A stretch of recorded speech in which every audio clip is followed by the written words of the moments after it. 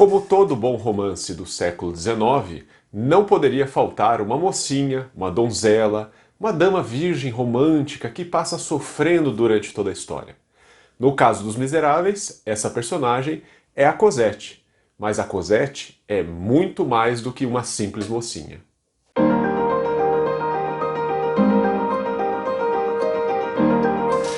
Bom, depois de um longo e tenebroso inverno sem poder gravar, né, por conta de toda essa coisa que foi a pandemia, que está sendo a pandemia, e com o ensino remoto e toda a demanda, finalmente estou aqui de novo para poder gravar mais um vídeo da série dos Miseráveis. Nesse vídeo a gente vai falar um pouquinho sobre a Cosette, que é a típica donzela da literatura romântica, uma vez que a Fantine, que também é um dos personagens principais, não tem essa postura, essa característica de donzela, de mocinha, dentro da obra do Victor Hugo. Então a Cosette assume essa personalidade.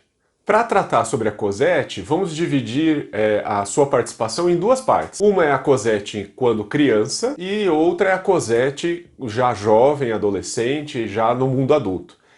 A Cosette, adolescente e jovem, é a típica personagem de literatura romântica, a típica donzela. Mas a Cosette, como criança, é uma personagem fantástica, riquíssima e cheia de crítica social do Victor Hugo. Então vamos gastar um pouquinho mais de tempo na Cosette como criança.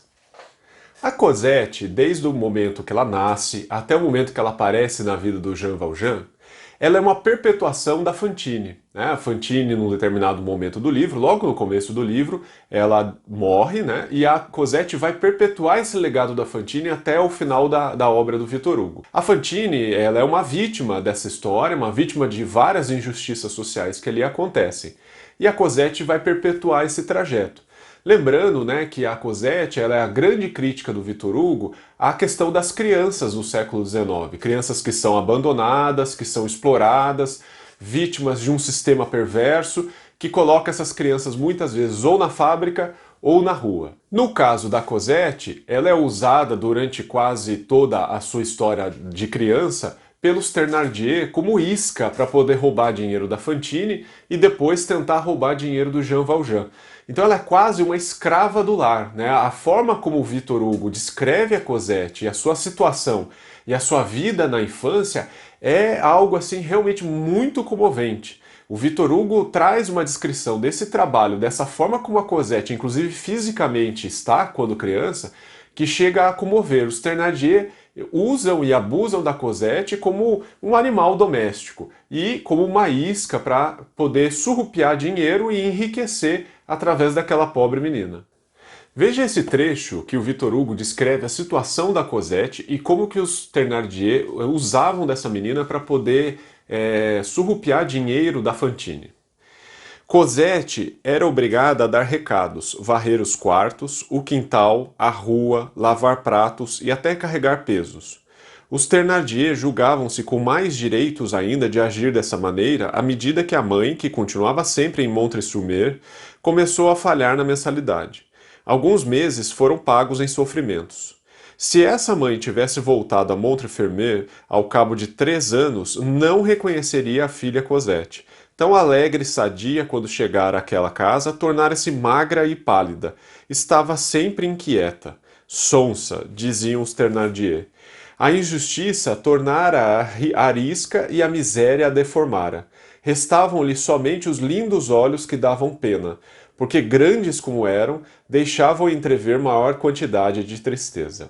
Era doloroso ver no inverno essa pobre criança, que não tinha ainda 6 anos, tiritando de frio, coberta de farrapos, varrendo a rua antes de o sol sair, com uma vassoura enorme em suas pequeninas mãos vermelhas e os olhos cheios de lágrimas.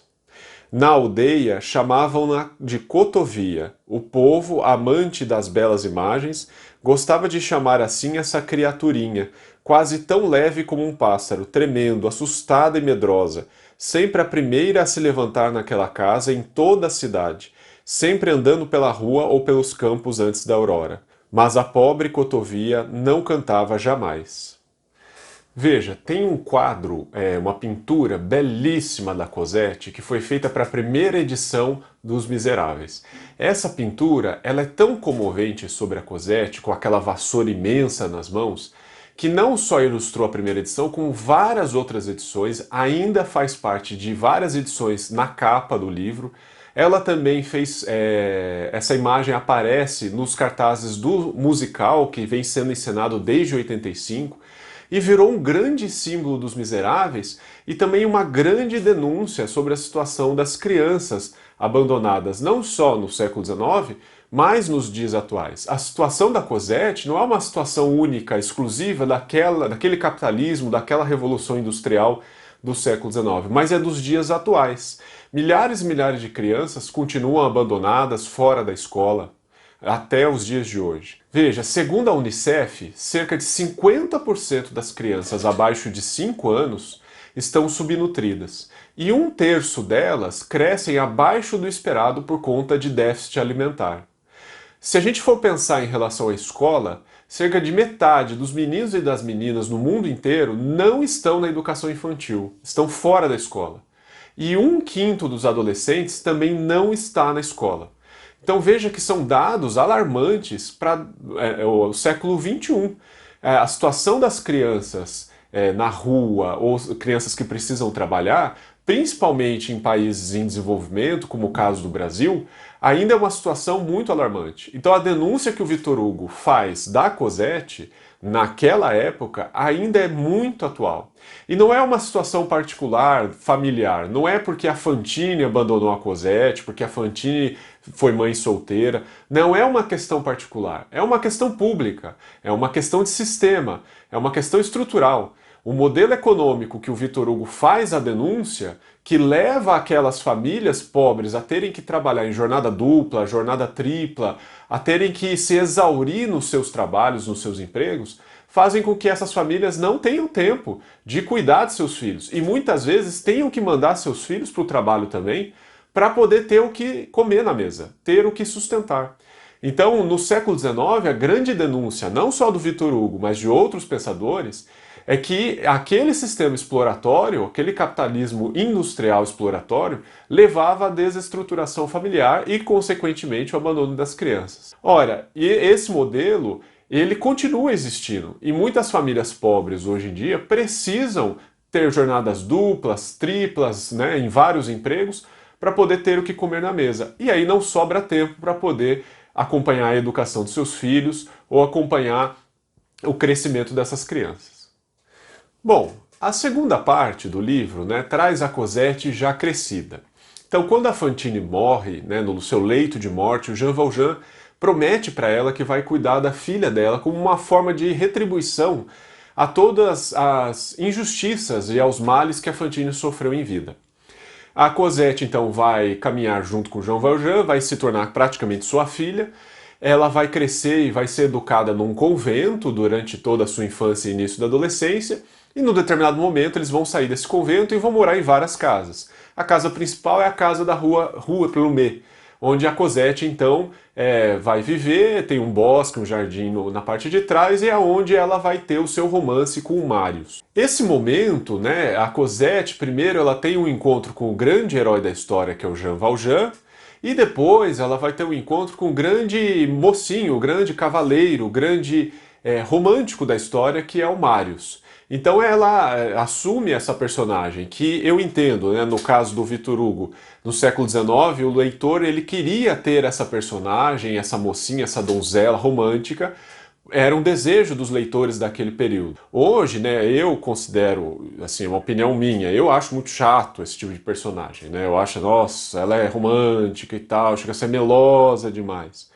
Mas na época era o que os leitores esperavam de um livro da literatura romântica daquele período. Então a Cosette ela assume essa função quando jovem de ser a donzela, a mocinha romântica que sofre de amores pelo Marius. E aí passa toda a segunda parte do livro, esse sofrimento e os encontros e desencontros dela com o Marius. Enfim, resumindo, a parte interessante acontece no final, quando depois de toda a história, todas as batalhas que acontecem nas revoltas de 1832, Cosette e Marius finalmente ficam juntos, eles resolvem se casar.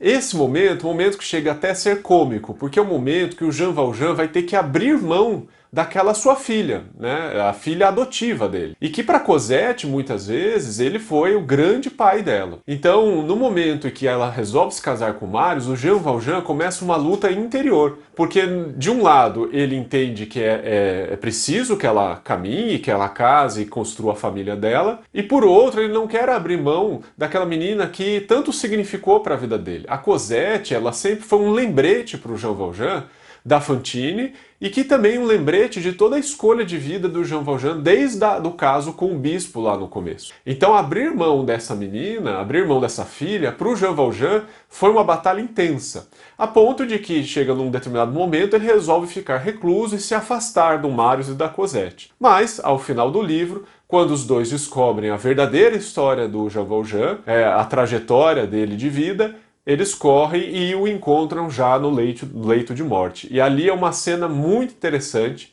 da Cosette e do Marius, e naquela conversa, naquele diálogo com o Jean Valjean, ali já nas últimas, né? Veja esse trecho final do diálogo entre Jean Valjean e Cosette. Como é comovente esse amor fraterno de pai com uma filha adotiva. Houve um silêncio. Todos se sentiam angustiados. Jean Valjean voltou-se para Cosette e pôs-se a contemplá-la como se quisesse fixar-lhe a imagem por toda a eternidade. Na sombra profunda a que já havia descido, o êxtase ainda lhe era possível ao contemplar Cosette. O resplendor daquele rosto amável iluminava-lhe a face pálida. O sepulcro também pode deslumbrar-se. O médico tomou-lhe o pulso. Ah, é da senhora que ele precisava, murmurou olhando para Cosette e Marius. E segredando ao ouvido de Marius, prosseguiu em voz baixa, muito tarde. Jean Valjean, quase sem parar de olhar para Cosette, observou Marius e o médico com serenidade. Ouviram-no balbuciar essas palavras apenas articuladas. Morrer não é nada. Não viver é que é horrível. Bom, hoje então falamos da Cosette, essa personagem muito importante para a história dos Miseráveis, principalmente quando criança. Se você gostou dos vídeos, curta os vídeos, se inscreva no canal, compartilhe com seus amigos. Em breve, o próximo vídeo, nós vamos falar de um personagem fortíssimo que é o Javert. Até mais!